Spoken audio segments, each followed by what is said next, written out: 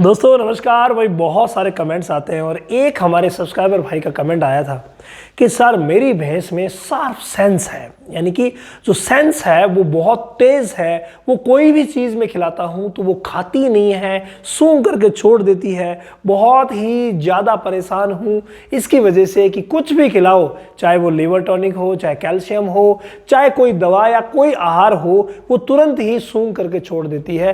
रोज़ का रेगुलर जो है वही कुछ थोड़ा बहुत जो उसे पसंद है वही खाती है, बाकी सूंघ करके छोड़ देती है, कुछ भी नहीं खाती। अगर कोई नुस्खा दें या कोई अच्छी चीज़ दें तो बिल्कुल भी नहीं खाती। अब अगर ऐसी भैंसें जिनमें शार्प सेंस बहुत तेज़ है, उस कंडीशन में यानी कि सेंस जो है वो शार्प है, तो उस कंडीशन में क्या करें, उनको कैसे सेट करें। तो एक छोटा सा तरीका मैं आज आप लोगों के सामने लेके आया हूँ। उस तरीके को इस्तेमाल करने से पहले आपको एक छोटा सा काम करना पड़ेगा और वो यह है कि उसके आप डिवॉर्मिंग करवाइए, यानी पेट के कीड़े मारने की दवा दीजिए और उसके बाद लिवर टॉनिक दीजिए। डिवॉर्मिंग करवा करके लिवर टॉनिक तो ज़रूर दे दीजिए, क्योंकि कईयों में क्या है कि ये वॉर्म्स की वजह से भी ऐसा देखा जाता है।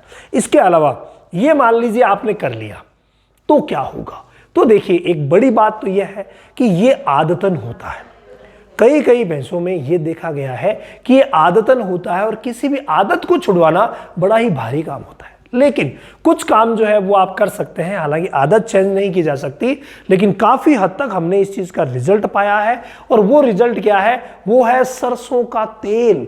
जी हाँ, मस्टर्ड ऑयल जो है वो आप नाक के ऊपर, यहाँ मजल्स पर सरसों के तेल की सुगंध कर दीजिए।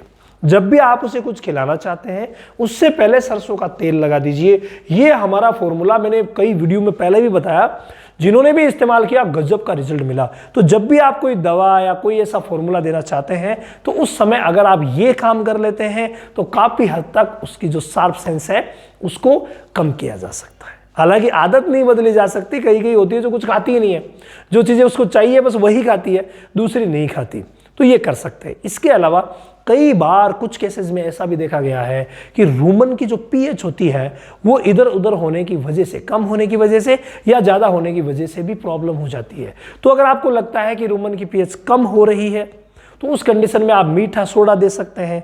अब आपने मान लीजिए जांच नहीं करवाई तो कोई दिक्कत नहीं है, आप 5 से 7 दिन तक मीठा सोडा दे दीजिए।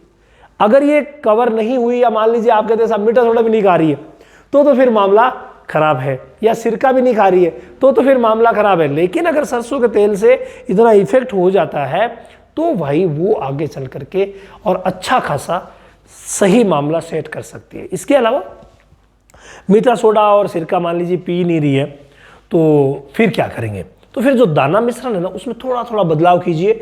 बदलाव बिल्कुल धीरे धीरे कीजिए, एकदम बदलाव नहीं करना है, धीरे धीरे थोड़ा थोड़ा बदलाव कीजिए। बदलाव क्या होगा, थोड़ा सा अनाज आप बढ़ा करके देखिए, हो सकता है अनाज बढ़ाएं, पीएच सही हो जाए और उसके बाद ये सेट हो जाए। थोड़ी सी खली आप बढ़ा करके देख लीजिए, चूरी बढ़ा करके देख लीजिए। तो इस तरीके से आप ये जो केस है इसको भी मैनेज कर सकते हैं।